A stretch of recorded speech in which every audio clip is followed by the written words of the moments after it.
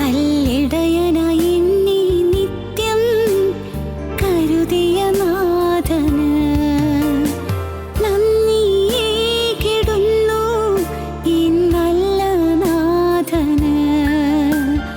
നന്ദിയേകിടുന്നു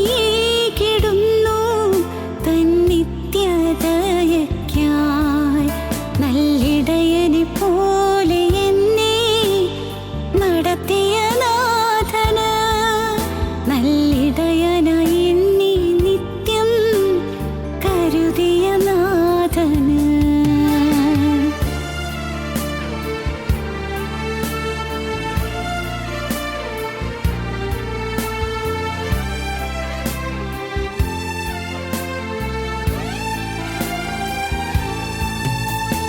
പലർക്കും മുന്നിൽ ചോദ്യമായി ഞാൻ നിന്നൊരു നേരത്ത് ഒരുത്തരമായി എന്നെ തേടി വന്നൊരു നാഥന്.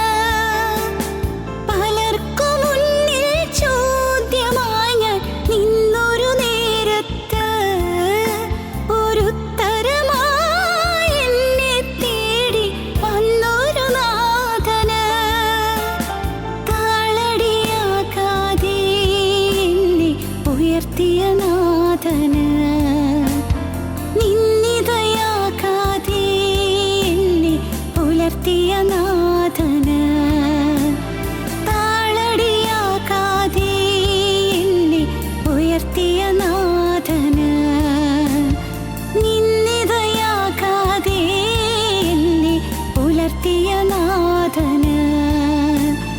നന്ദിയേകിടുന്നു ഈ നല്ല നാഥന്. നന്ദിയേകിടുന്നു തൻ നിത്യദയയ്ക്കായി. നല്ലിടയനെ പോലെ എന്നെ നടത്തിയ നാഥന് നല്ലിടയനായി എന്നെ നിത്യം കരുതിയ നാഥന്. ഞങ്ങളും ക്രൂശിക്കപ്പെട്ട ക്രിസ്തുവിനെ പ്രസംഗിക്കുന്നു. ദൈവ തിരുനാമത്തിന് മഹത്വം ഉണ്ടാകട്ടെ. ദൈവത്തിന് സ്തോത്രം. ഇയ്യോബിൻ്റെ പുസ്തകം 14 അധ്യായം 10 വാക്യം. മനുഷ്യൻ പ്രാണനെ വിട്ടാൽ അവൻ എവിടെ? ഇയ്യോബിൻ്റെ പുസ്തകം 14 അധ്യായം 10 വാക്യത്തിൽ ഇയ്യോബ് ചോദിക്കുന്ന ഒരു ചോദ്യമാണത്. മനുഷ്യൻ പ്രാണനെ വിട്ടാൽ അവൻ എവിടെ? മരിച്ചതിന് ശേഷം അവൻ എവിടെയാണ് ചെല്ലുന്നത്? മരണശേഷമുള്ള ജീവിതം എന്താണ്? ഇയ്യോബ് ഇതിനെ വീണ്ടും ചോദിക്കുന്നുണ്ട്. മർത്യൻ മരിച്ചാൽ വീണ്ടും ജീവിക്കുമോ? അടുത്ത ചോദ്യം അതാണ്. 14 അധ്യായം 14 വാക്യത്തിൽ അങ്ങനെ ചോദിക്കുന്നുണ്ട്. മനുഷ്യൻ മരിച്ചാൽ വീണ്ടും ജീവിക്കുമോ? ദൈവത്തിന് സ്തോത്രം. ഇയ്യോബിൻ്റെ മനസ്സിലൂടെ ഉയർന്നു വരുന്ന ചിന്തകളാണത്. ഇയ്യോബിൻ്റെ മനസ്സിൽ മാത്രമല്ല, അനേകം പ്രാവശ്യം നമ്മിൽ പലരുടെയും മനസ്സിൽ കൂടി ഈ ചിന്തകൾ പോയിട്ടുണ്ടാകും. എന്താണ് മരണത്തിന് ശേഷമുള്ള അവസ്ഥ? നാം എവിടെയാണ് ചെല്ലുക? പിന്നീട് അങ്ങനെ ഒരു ജീവിതമുണ്ടോ? ആത്മാവുണ്ടോ? ഈ ശരീരത്തിനുള്ളിൽ അങ്ങനെ ഒരു ആത്മാവ് ഉണ്ടോ? ശരീരം മരിച്ച് മൺമറഞ്ഞു കഴിഞ്ഞാലും പിന്നെ ആത്മാവ് ഉണ്ടെങ്കിൽ ആത്മാവ് എങ്ങോട്ടാണ് പോകുന്നത്? നമുക്ക് പലർക്കും അറിഞ്ഞുകൂടാത്ത വിഷയമാണ്. വ്യക്തമായിട്ടൊരു ഉത്തരം പറയാൻ ഭൂമിയിൽ ശാസ്ത്രത്തിന് കഴിയുകയില്ല. മനീഷയ്ക്ക് സാധിക്കുകയില്ല. മനുഷ്യൻ്റെ ബുദ്ധിക്ക് സാധിക്കുകയില്ല. മനുഷ്യൻ്റെ ധിഷണാവൈഭവത്തിന് കഴിയുകയില്ല. മനുഷ്യൻ്റെ ശക്തിക്കും യുക്തിക്കും സാധ്യമല്ല. എന്നാൽ ഇതിനെല്ലാമുള്ള മറുപടി ദൈവത്തിൻ്റെ സന്നിധിയിലുണ്ട്. സർവജഗം നിയന്താവായ സർവേശ്വരനായ സച്ചിദാനന്ദ സ്വരൂപനായ നിത്യനായ ആദിയും അന്തവുമില്ലാത്ത ജീവനുള്ള ദൈവത്തിൻ്റെ സന്നിധിയിൽ ഇതിനുള്ള മറുപടിയുണ്ട്. ദൈവത്തിന് ഇങ്ങനെയുള്ളതായ അനേകം കാര്യങ്ങൾ നമ്മെ അറിയിക്കുവാൻ ദൈവത്തിനുള്ളതായ ഒരു വഴിയാണ്, അതിനുള്ള മാർഗമാണ് ഈ തിരുവചനം, തിരുവെഴുത്ത്, ദ ഹോളി ബൈബിൾ, വേദപുസ്തകം. വേദപുസ്തകത്തിൽ അതിനുള്ളതായ മറുപടികൾ, നമ്മുടെ ചോദ്യങ്ങൾക്കുള്ള മറുപടികൾ, നമ്മുടെ സംശയങ്ങൾക്കുള്ള മറുപടികൾ നമുക്ക് ലഭിക്കുന്നുണ്ട്. വചനം അത് നിത്യനായ ദൈവത്തിൻ്റെ ദൈവത്തിൻ്റെ വിശുദ്ധ ശബ്ദമാണ്, വിശുദ്ധ വചനമാണ്, വിശുദ്ധമായ വാക്കാണ്. ദൈവം മനുഷ്യനോട് സംസാരിക്കുന്നതാണ് തിരുവചനത്തിൽ കൂടെ. വചനത്തിൽ കൂടി നമുക്കതിനുള്ളതായ തെളിവുകൾ ലഭിക്കുന്നുണ്ട്. അത് പഠിക്കാനാണ് വാസ്തവത്തിൽ നാം ഇപ്പോൾ ശ്രമിക്കുന്നത്. എന്താണ് തിരുവചനം എന്തു പറയുന്നു മരണാനന്തരാവസ്ഥയെക്കുറിച്ച്, മരിച്ചതിന് ശേഷമുള്ള അവസ്ഥയെക്കുറിച്ച്? നമ്മുടെ തിരുവചനത്തിൽ കർത്താവായ യേശുക്രിസ്തു എന്താണ് പറഞ്ഞത്? മരിച്ച് അടക്കപ്പെട്ടതിന് ശേഷം ഉയർത്തെഴുന്നേറ്റ് ജീവിക്കുന്ന ക്രിസ്തു എന്താണ് പറഞ്ഞത് മരണത്തിന് ശേഷമുള്ള അവസ്ഥയെക്കുറിച്ച്? കർത്താവ് പറഞ്ഞതായ കാര്യങ്ങൾ ഈ തിരുവചനത്തിൽ രേഖപ്പെടുത്തിയിട്ടുണ്ട്. കർത്താവിൻ്റെ വിശുദ്ധന്മാരായ അപ്പോസ്തലന്മാരെന്താണ് പറഞ്ഞിട്ടുള്ളത്? കർത്താവിൻ്റെ വിശുദ്ധന്മാരായ പ്രവാചകന്മാരെന്താണ് പറഞ്ഞിട്ടുള്ളത്? ഈ തിരുവെഴുത്തിൽ ഇതെല്ലാം രേഖപ്പെടുത്തി തന്നിട്ടുണ്ട്.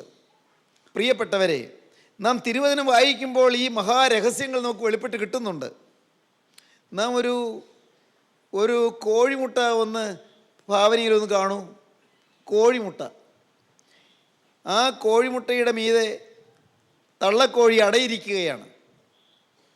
ഇത് ഞാൻ പറയുന്ന ഉദാഹരണമല്ല. സാധു സുന്ദരസിംഗ് അദ്ദേഹത്തിൻ്റെ ഒരു ഗ്രന്ഥത്തിൽ, ആധ്യാത്മിക ലോകത്തെക്കുറിച്ചുള്ള പുസ്തകത്തിൽ അദ്ദേഹം പറയുന്ന ഒരാശയമാണിത്. അദ്ദേഹം ഇങ്ങനെയാണ് പറഞ്ഞിരിക്കുന്നത്: കോഴിമുട്ടയ്ക്കകത്ത് കോഴിക്കുഞ്ഞ് രൂപപ്പെടുന്നുണ്ട്. ആ കോഴിമുട്ടയ്ക്കകത്തിരിക്കുന്ന കോഴിക്കുഞ്ഞ് രൂപപ്പെട്ട് വരുവാൻ ആ തള്ളക്കോഴി അതിൻ്റെ മീതെ പൊരുന്നിയിരിക്കുന്നു, അടയിരിക്കുന്നു. നമുക്കറിയാം, ഈ തള്ളക്കോഴി മീതെ അടയിരുന്ന് പൊരുന്നിയിരിക്കുമ്പോൾ ആ കോഴിക്കുഞ്ഞിനകത്തുള്ള കുഞ്ഞിനോട് തള്ളക്കോഴി പറയുന്നു: കുഞ്ഞേ, ഏതാനും ദിവസം കഴിഞ്ഞാൽ മതി, നീ ഒരു പുതിയ ലോകത്തേക്ക് വരും. ഏതാനും ദിവസങ്ങൾ, ചുരുങ്ങിയ നാളുകൾ, അത് കഴിഞ്ഞാൽ നീ ഒരു പുതിയ ലോകത്തേക്ക് വരും. അമ്മ വെറുതെ പറയുന്നതല്ലേ? ഇതല്ലേ ലോകം? ഇതിനപ്പുറത്ത് ലോകമുണ്ടെന്ന് എന്താ തെളിവ്? എന്ത് മണ്ടത്തരം അമ്മ ഈ പറയുന്നത്? കുഞ്ഞെ, നീ തെറ്റിദ്ധരിക്കണ്ട. ഈ മുട്ട, നിൻ്റെ ഈ പുറമെയുള്ള തോട് പൊട്ടും, പുറമെയുള്ള തൊണ്ട് പൊട്ടും. ഈ മുട്ടത്തോട് പൊട്ടിയിട്ട് ഇതിനകത്ത് നിന്ന് നീ ചലിച്ച് സഞ്ചരിക്കുന്ന ഒരു പക്ഷിയായി നീ പുറത്തു വരും. നീ ഒരു ജീവിയായി പുറത്തു വരും. എന്ത് അക്രമമാണ് അമ്മ ഈ പറയുന്നത്? വിഡ്ഢിത്തമല്ലേ ഈ പറയുന്നത്? ഞാൻ സഞ്ചരിക്കുകയെ, ഞാൻ ഇതിനകത്ത് ഒതുങ്ങിക്കൂടിയിരിക്കുകയല്ലേ? കുഞ്ഞേ, നീ നോക്കൂ, നീ സഞ്ചരിക്കുക മാത്രമല്ല, നീ പറക്കും. യോ, ഇതെല്ലാം എനിക്ക് വിശ്വസിക്കാൻ പറ്റില്ല. കുഞ്ഞ് പറയുകയാണ്, ഭാവനയാണ്. തള്ളക്കോഴി പറയുന്നു: കുഞ്ഞേ, ഞാൻ പറഞ്ഞു തരാം. നിൻ്റെ ശരീരത്തിൽ രൂപപ്പെട്ടു വരുന്ന ചില ചെറിയ മുളകൾ പോലെ കാണുന്നുണ്ടോ? അത് തൂവലുകളായി തീരും. അതിൻ്റെ ആരംഭമാണത്. അത് തൂവലുകളായി തീരും. ആ തൂവലുകൾ വളർന്ന് വലുതായി തീരും. നീ ഒരിക്കൽ ആ ചെറു തൂവലുകളുടെ ചെറിയ മുളകളായിട്ടാണ് നീ ഭൂമിയിലേക്ക് വരുന്നത്. ഭൂമിയിൽ കുഞ്ഞേ, നീ കാണുന്ന ലോകമല്ലത്. നീ ഇപ്പോൾ ഇരിക്കുന്ന ഈ കുടിസ് ലോകമല്ല.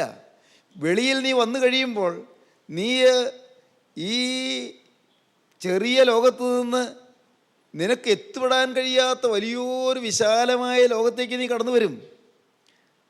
നിനക്കതൊന്നും പറഞ്ഞെത്താൻ സാധിക്കില്ല. ആ വിശാലമായ ലോകം, വളരെ വിശാലമായി പരന്ന് കിടക്കുന്നതായ ആ ലോകം, അതിൽ നിനക്ക് പലതും പുതിയ കാഴ്ചകൾ കാണും. അതിൽ മനോഹരമായ പുഷ്പങ്ങളുണ്ട്, നല്ല ചെടികളുണ്ട്, നല്ല വൃക്ഷങ്ങളുണ്ട്, നല്ല വീടുകളുണ്ട്. ഈ ലോകത്ത്, നീ കടന്നു വരുന്ന ലോകത്ത് ഇപ്പോൾ നിനക്കിതിനകത്ത് തന്നെ ഭക്ഷണമുണ്ട്. പക്ഷേ അതല്ല, നിനക്ക് പുതിയ ഭക്ഷണങ്ങൾ കിട്ടും. അമ്മ ഇതെല്ലാം വെറുതെ പറയുകയാണ്, വെറുതെ എന്നെ വ്യാമോഹിപ്പിക്കാൻ പറയുകയാണ്. അല്ല കുഞ്ഞേ, നീ ഇത് നേരിട്ട് അനുഭവിക്കും. ഏതാനും ദിവസം ഒന്ന് കഴിഞ്ഞോട്ടെ. പ്രിയപ്പെട്ടവരെ, എന്താണ് ഉദാഹരണത്തിൻ്റെ അർത്ഥം? നിങ്ങൾക്ക് മനസ്സിലാക്കാൻ പറ്റി? ഞാൻ വിശദീകരിക്കണ്ട. നമ്മുടെ ഈ ശരീരം അതിൻ്റെ പുറന്തോട് പൊട്ടിക്കഴിഞ്ഞ് ഇതിനുള്ളിലുള്ളതായ ആത്മാവ് അതിരില്ലാത്ത അനന്തതയിലേക്ക് നീങ്ങും. അതിരില്ലാത്ത അനന്തത, അതിർത്തിയില്ലാത്ത നിത്യത. എന്താണ് ഈ പറയുന്നത്? ഒരിക്കലും നാം വിഭാവനം ചെയ്തിട്ടില്ലാത്ത, നമുക്ക് ഊഹിക്കാൻ കഴിയാത്ത നമുക്ക് ഭാവനയിൽ കാണാൻ കഴിയാത്ത, സങ്കല്പിക്കാൻ പോലും സാധ്യമല്ലാത്ത അനന്തവിശാലമായ ഒരാത്മലോകത്തേക്ക് നാം പ്രവേശിക്കും. ആത്മലോകം, ദൈവജനമേ, ആ വിശാലമായ ലോകത്ത് നാം എത്തുമ്പോൾ അയ്യോ, ഈ ലോകത്തേക്ക് വരാനുള്ള ചെറിയ ചെറിയ മുളകളായിരുന്നല്ലോ എനിക്ക് ദൈവമേ എന്ന് വിളിക്കാനുള്ളൊരു ബോധം വന്നത്. പ്രയാസം വരുമ്പോൾ അയ്യോ എൻ്റെ ദൈവമേ എന്ന് ഞാൻ വിളിച്ചു പോയത്. എനിക്ക് പ്രാർത്ഥിക്കാനൊരു താല്പര്യം വന്നത്, ദൈവത്തെക്കുറിച്ചുള്ളതായ ഒരു വാഞ്ച എൻ്റെ ഹൃദയത്തിൽ മൊട്ടിട്ട് വന്നത്. എൻ്റെ കർത്താവേ, അന്ന് നാം ഓർക്കും, ഇതെല്ലാം അതിൻ്റെ ആരംഭമായിരുന്നു. ഭൂമിയിലെ കൂട്ടായ്മകൾ, ഭൂമിയിലെ പ്രാർത്ഥനകൾ, ഭൂമിയിൽ ഈ ശരീരത്തിൽ ജീവിച്ചപ്പോൾ ഉണ്ടായിരുന്നതായ കൂട്ടായ്മ ബന്ധങ്ങൾ, ദൈവവചന ശുശ്രൂഷകൾ, കർത്താവിൻ്റെ തിരുവചന കേൾവികൾ, എൻ്റെ ദൈവമേ എന്തെല്ലാം ഇതെല്ലാം വേറൊരു ലോകത്തേക്ക് ജീവിക്കാനുള്ള തയ്യാറെടുപ്പുകളുടെ ചെറിയ ചെറിയ അങ്കുരങ്ങളായിരുന്നു, മുളകളായിരുന്നു, ചെറിയ ചെറിയ മുളകൾ. ദൈവത്തിന് സ്തോത്രം. ഒരു നാൾ നാം അപ്പുറത്തേക്ക് അങ്ങ് കടന്നു ചെല്ലും. നാം ഒരിക്കലും കണ്ടിട്ടില്ലാത്ത ലോകത്തേക്ക് നാം കടന്നു ചെല്ലും. ദൈവത്തിന് സ്തോത്രം. സ്നേഹിതരെ കേൾക്കൂ, നാം പൂമ്പാറ്റകൾ പറന്നു കിടക്കുന്നത് കണ്ടിട്ടുണ്ട്. ചിത്രശലഭങ്ങൾ, പുഷ്പങ്ങൾ തോറും തേനുണ്ട് നടക്കുന്ന പൂമ്പാറ്റകളുടെ അത്യന്തം ചേതോഹാരിയായ അതിൻ്റെ രൂപവും ഭംഗിയുമെല്ലാം കണ്ട് നാം അതിശയിച്ച് നോക്കി നിന്നിട്ടുണ്ട്. എന്നാൽ ആ പൂമ്പാറ്റകൾ അങ്ങനെ തന്നെ പിറക്കുന്നവയല്ല. അതിൻ്റെ ആരംഭം ഒരു ചെറിയ മുട്ടയായിട്ടാണ്. കുറച്ച് കഴിഞ്ഞു മുട്ടയുടെ തോട് പൊട്ടി ഒരു പുഴുവായി. പുഴു ഇലകളിലൂടെ എഴഞ്ഞു നടന്നു, ഇലത്തലപ്പുകൾ തിന്നും കൊറിച്ചും നടന്നു. അത് കഴിഞ്ഞ് ഏതാനും നാൾ കഴിഞ്ഞപ്പോൾ അതിന് ചലനമില്ല. അതിന് ചുറ്റും ഒരു ആവരണം, ചുറ്റും ഒരു പൊതിച്ചിൽ. ഇത് കഴിഞ്ഞു, ഏതാനും നാളുകൾ കഴിഞ്ഞു, ആ ചുറ്റുമുള്ള ആ പൊതിച്ചിലിൻ്റെ ഉള്ളിൽ, ആവരണത്തിൻ്റെ ഉള്ളിൽ അതങ്ങനെ ഒരു സമാധി ദശയിൽ കഴിയുകയാണ്. സമാധി ദശയിൽ, നിങ്ങൾക്കിതൊക്കെ അറിയാവുന്ന കാര്യങ്ങളല്ലേ. അതിങ്ങനെ ഒരു പ്യൂപ്പ സ്റ്റേജ് അതിങ്ങനെ കഴിയുകയാണ്. ഇത് കഴിഞ്ഞു ഏതോ ഒരു സമയത്ത് അനക്കമറ്റ് കിടന്ന് ആ തോടങ്ങ് പൊട്ടുന്നു. ആണ്ടേ വരുന്നു വർണ്ണശബളിമയുള്ള ചിത്രപ്പകിട്ടുള്ള മനോഹരമായ ചിറകുകൾ വിരിച്ച് പറക്കുന്ന ഒന്നാം തരം പൂമ്പാറ്റയായി ആ ചെറുജീവി പറന്നുല്ലസിച്ച് വാനവിരിവിലൂടെ സഞ്ചരിക്കുന്നു. നാം കാണുന്നുണ്ട്. ആദ്യം എവിടെയായിരുന്നത്? ഒരു ചെറിയ പുഴുവായിട്ട് സഞ്ചരിച്ചതാണ്. അന്ന് ആ പുഴുവിനോട് പറഞ്ഞാൽ മനസ്സിലാകുമോ, നീ ഇനിയൊരു പൂമ്പാറ്റയാകാൻ പോകുന്നു, നീ പറക്കുമെന്ന്? മനസ്സിലാവില്ല. അതിന് ചിറകിൻ്റെ യാതൊരു അങ്കുരവുമില്ല, ചിറക് വിളയ്ക്കാനുള്ള യാതൊന്നും കാണില്ല എൻ്റെ ശരീരത്തിൽ, വെറും പുഴു. എന്നാൽ ഏതാനും നാളുകളത് സമാധി ദശയിൽ കഴിഞ്ഞു. ആ നിശ്ചിത കാലയളവ് കഴിഞ്ഞ് അത് പുറത്തു വന്നു, നല്ല ചിത്രശലഭമായി പറക്കാൻ തുടങ്ങുകയാണ്. മനുഷ്യജീവിതം ഇന്ന് സഹോദരങ്ങളെ, ഇതുപോലെ നാം ഓരോരുത്തരും ഈ ചെറിയ കുടിസുമുറിക്കുള്ളിൽ, ശരീരമെന്ന ഈ ചെറിയ കുടിസുമുറിക്കുള്ളിൽ നമ്മുടെ ആത്മാവ് കുടികൊണ്ട് കിടക്കുകയാണ്. ദേഹമുണ്ട്, ദേഹിയുണ്ട്, ആത്മാവുണ്ട്. ദേഹം ശരീരം, ദേഹി പ്രാണൻ, ആത്മാവുണ്ട്. ഈ ആത്മാവ് ശരീരത്തിൽ നിന്ന് പ്രാണൻ പോയാൽ ആത്മാവ് അനന്തതയിലേക്ക് അങ്ങ് പറക്കും. ആത്മാവ് നിത്യതയിലേക്ക് പറക്കും. ഈ നിത്യത, അതെവിടെയാണ് ഈ നിത്യത? എന്താണ് ഈ നിത്യത? എങ്ങനെ അറിയാം? അതാണ് ഞാൻ ആദ്യം പറഞ്ഞത്. അത് വാസ്തവത്തിൽ ദൈവത്തിൻ്റെ തിരുവചനം വിശ്വസിച്ചാൽ മാത്രമേ മനസ്സിലാക്കാൻ പറ്റുകയുള്ളൂ. ബുദ്ധിയിൽ വിധേയപ്പെടുകയില്ല, യുക്തിചിന്തയ്ക്ക് വശംവദമാകുകയില്ല, മനുഷ്യ ചേതനയിൽ ഒതുങ്ങുന്നതല്ല. ദൈവം പറഞ്ഞിട്ടുണ്ട്, ദൈവം വെളിപ്പെടുത്തിയിട്ടുണ്ട്, ദൈവത്തിൻ്റെ വചനം പറഞ്ഞിട്ടുണ്ട്, വ്യാഖ്യാനിച്ചിട്ടുണ്ട്, തുറന്നു പറഞ്ഞ് തന്നിട്ടുണ്ട്. അത് നോക്കുമ്പോഴാണ് കാര്യങ്ങൾ മനസ്സിലാകുന്നത്. ഞാൻ വീണ്ടും പറയാം, ഞാൻ നേരിട്ട് കാണാതെ ഞാൻ വിശ്വസിക്കുകയില്ല എന്ന് പറയുന്നവരുണ്ട്. നേരിട്ട് കാണാതെ ഞാൻ വിശ്വസിക്കുകയില്ല പറഞ്ഞാൽ ശരിയല്ലേ? എങ്ങനെയാണ് വിശ്വസിക്കുക? ചുമ്മാ കണ്ണടച്ചങ്ങ് വിശ്വസിക്കുന്നത് എങ്ങനെയാണ്? നേരിട്ട് കാണണം. ഞാൻ ചോദിക്കും, ഈ പ്ലാസി യുദ്ധം 1757 നടന്നുവെന്ന് അന്ന് മോനെ നീ കണ്ടായിരുന്നോ? പ്രിയപ്പെട്ടവരെ, ചോദിക്കുമ്പോൾ അമ്പരപ്പായി. ഈസ്റ്റ് ഇന്ത്യ കമ്പനി ആരംഭിച്ച് ഇന്ത്യയിൽ വന്നു, ബ്രിട്ടീഷുകാർ ഇന്ത്യയിൽ ആധിപത്യം നടത്തി, അത് കഴിഞ്ഞ് ഇന്ത്യയെ ഭരിച്ചു എന്നൊക്കെയുള്ള കാര്യങ്ങൾ നമ്മളാരെങ്കിലും നേരിട്ട് കണ്ടതാണോ? പണ്ട് രാജാക്കന്മാർ ഭരിച്ചിരുന്നുവെന്ന് നാം ആരെങ്കിലും നേരിട്ട് കണ്ടതാണോ? ചരിത്ര വസ്തുതകൾ നാം അത് വിശ്വസിക്കുന്നു. അറിയാവുന്നവർ എഴുതി വെച്ചത് നാം വിശ്വസിക്കുന്നു. അറിയാവുന്നവർ എഴുതി വെച്ചതിൽ പോലും തെറ്റുകൾ വരാം. ചരിത്രകാരന്മാർക്കും തെറ്റുകൾ വരുന്നില്ലേ? പക്ഷേ തെറ്റ് വരാത്ത ഒരു അത്ഭുത പുരുഷനുണ്ട്, അതാണ് കർത്താവായ യേശുക്രിസ്തു. ദൈവത്തിന് സ്തോത്രം. അവിടത്തേക്ക് തെറ്റുപറ്റുകയില്ല. യേശു കർത്താവിന് തെറ്റുപറ്റുകയില്ല. അവിടെ നമ്മെ വഴിതെറ്റിക്കുകയില്ല. ദൈവത്തിന് സ്തോത്രം. ജീവനുള്ള ക്രിസ്തു തൻ്റെ വചനത്തിൽ കൂടി നമുക്ക് മനസ്സിലാക്കി തരുന്ന സത്യങ്ങൾ നാം അറിയുമ്പോൾ നാം ഓർക്കും, അയ്യോ എൻ്റെ കർത്താവേ, ഞാൻ വേണ്ടതുപോലെ ഒരുങ്ങിയില്ലല്ലോ. ഹിന്ദു ഫിലോസഫി പറയും 3 ലോകങ്ങളുണ്ടെന്ന്. 3 ലോകങ്ങളല്ല, 14 ലോകം എന്നൊക്കെ പറയും. അതല്ല, ഞാൻ വേറെ ഒരു പ്രത്യേക രീതിയിൽ പറയുകയാണ്. 1 സുരലോകം, ദേവലോകം. 2 അസുരലോകം, നരകലോകം അല്ലെങ്കിൽ പാതാളലോകം. 3 ഭൂലോകം, മനുഷ്യലോകം. സുരൻ, ദേവൻ. അസുരൻ, അസുരൻ എന്ന് പറഞ്ഞാൽ പൈശാചികൻ.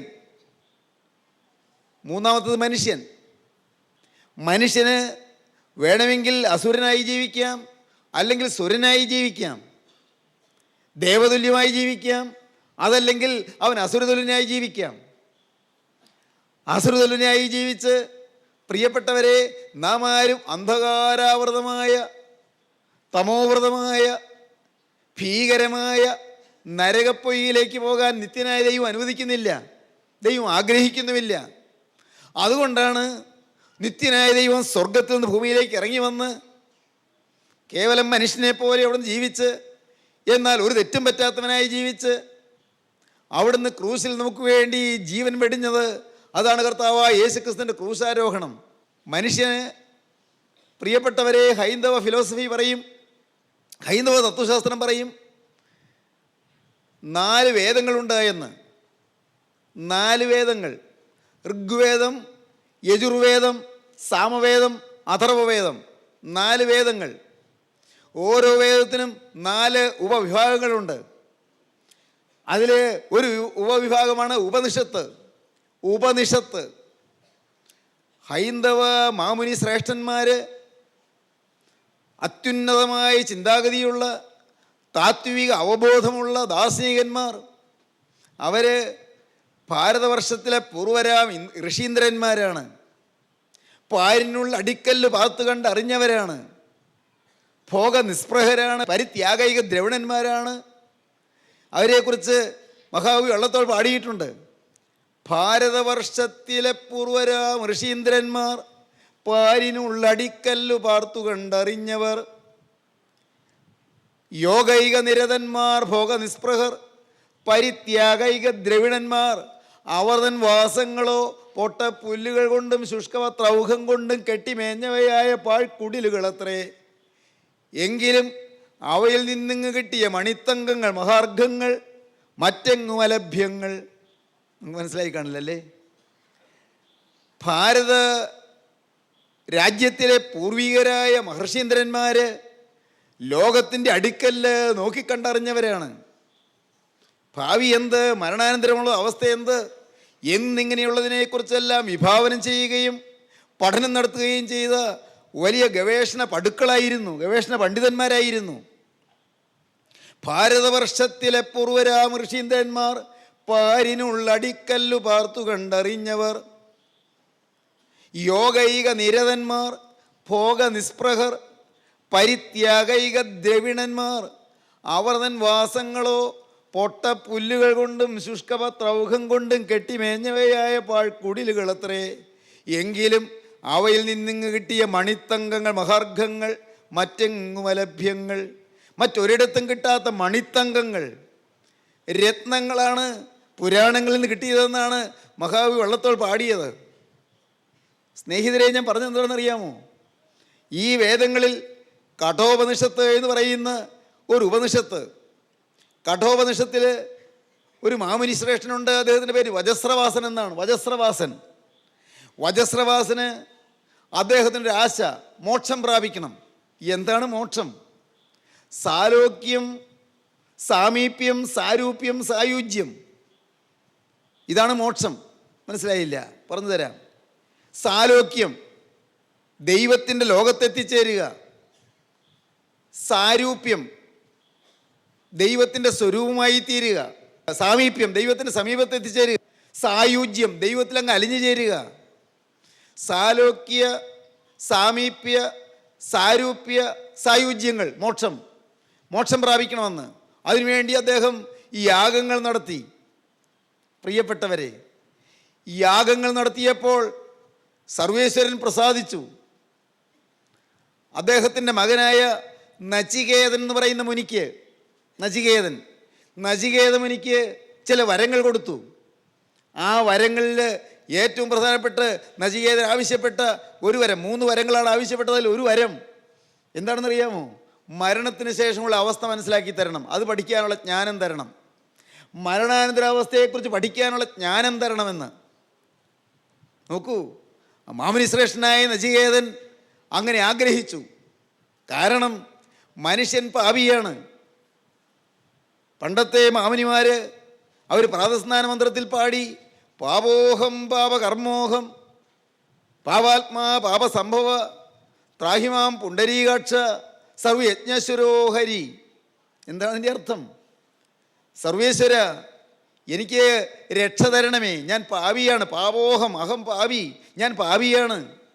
പാപകർമ്മോഹം, ഞാൻ പാപകർമ്മങ്ങൾ ചെയ്യുന്നവനാണ്. പാപാത്മാ, ഞാൻ പാപത്തിൽ ജനിച്ചവനാണ്. പാപസംഭവ, ഞാൻ പാപത്തിൻ്റെ ആത്മാവുള്ളവനാണ്. മുഴുവൻ്റെ ഹൃദയം മുഴുവൻ പാപമാണ്. പാപസംഭവ, ഞാൻ പാപത്തിൽ ജനിച്ചവനാണ്, പാപത്തിൽ സംഭവിച്ചവനാണ്, പാപത്തിൽ ജനിച്ചവനാണ്. ത്രാഹി മാം, എന്നെ രക്ഷിക്കണമേ. സർവേശ്വരായനെ രക്ഷിക്കണമേ. എന്തിന്? ഈ നിത്യത എന്ന് പറയുന്ന ആ ഭാഗ്യകരമായ മോക്ഷപ്രാപ്തിയിലെത്തുവാൻ എന്നെ രക്ഷിക്കണമേ എന്ന് പ്രാർത്ഥിച്ച മാമുനി ശ്രേഷ്ഠന്മാരുടെ നാടാണ് നമ്മുടെ ഭാരതഭൂമി. സഹോദരങ്ങളെ, ഞാൻ പറഞ്ഞു വരുമ്പോൾ നിങ്ങൾക്ക് വലിയൊരു സത്യം ഇന്ന് നിങ്ങൾക്ക് മനസ്സിലാക്കി തരാൻ ഞാൻ ശ്രമിക്കുകയാണ്. എന്താണെന്നോ? ഈ നിത്യതയെക്കുറിച്ചുള്ള സങ്കല്പം അത് എക്കാലത്തുമുള്ള ബുദ്ധിജീവികളുടെ ഹൃദയത്തിലുണ്ടായിരുന്ന വലിയൊരാശയമാണ്. പക്ഷേ അനേകർ ആ ഭാവനയിലും ആ ചിന്തയിലും മുന്നോട്ട് പോയെങ്കിലും എത്തേണ്ടിടത്ത് എത്തുവാൻ, മനുഷ്യനെ അതിന് യോഗ്യനാക്കുവാൻ, മനുഷ്യനെ അതിലേക്ക് കൊണ്ടുപോകുവാൻ കർത്താവായ യേശുക്രിസ്തു ഭൂമിയിലേക്ക് ഇറങ്ങി വന്നു. യേശുക്രിസ്തു സാക്ഷാൽ ദൈവം ഭൂമിയെ മനുഷ്യനായി അവതരിച്ചു. അവിടുന്ന് നമ്മെപ്പോലെ ഈ ഭൂമിയിൽ ഭക്ഷണം കഴിച്ചു, സഞ്ചരിച്ചു, കൈകാലുകളനക്കി, അവിടുന്ന് സംസാരിച്ചു. പക്ഷേ നമ്മെപ്പോലെ പാപം ചെയ്തില്ല. പാപത്തിൻ്റെ കടിയില്ലാതെ നിത്യനായ ദൈവപുത്രൻ ഈ ഭൂമിയിലൂടെ ജീവിച്ചു. എന്നിട്ട് അവിടുന്ന് നാം ഓരോരുത്തരും എല്ലാവരും നിത്യസ്വർഗം, നിത്യ സൗഭാഗ്യം കരസ്ഥമാക്കുവാനായി അവിടുന്ന് നമുക്ക് വേണ്ടി ഒരു സാധാരണ മനുഷ്യനെ പോലെ ക്രൂശിന്മേൽ മരിച്ചു.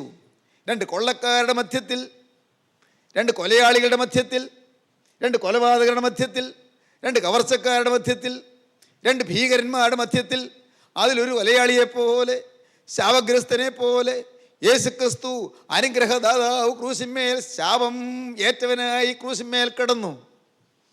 അവൻ ക്രൂശിൽ തൻ്റെ ജീവൻ വെടിഞ്ഞു. എന്തിന്?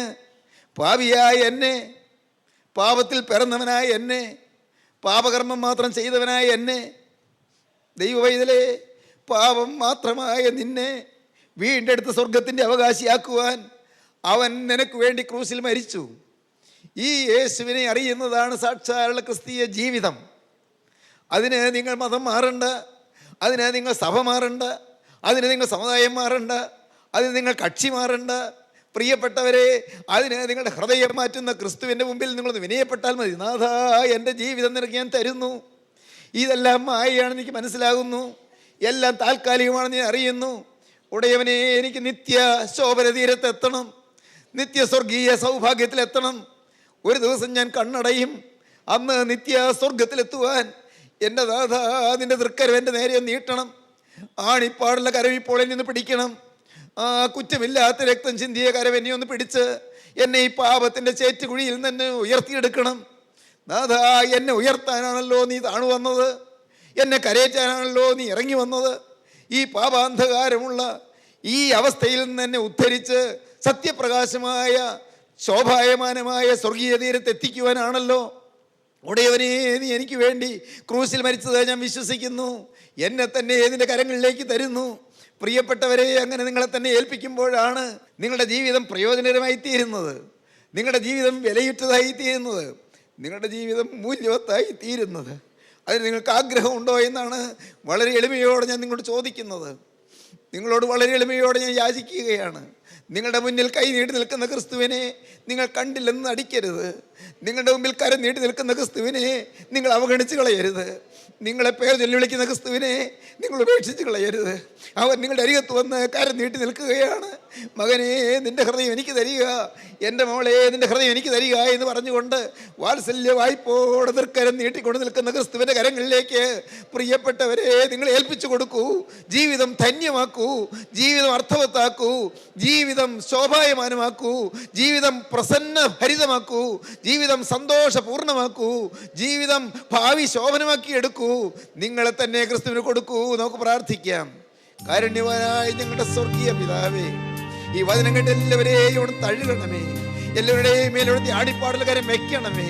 വചനം കേട്ടവരെ ആശീർവദിക്കണമേ, വചനം കേട്ടവരെ അനുഗ്രഹിക്കണമേ.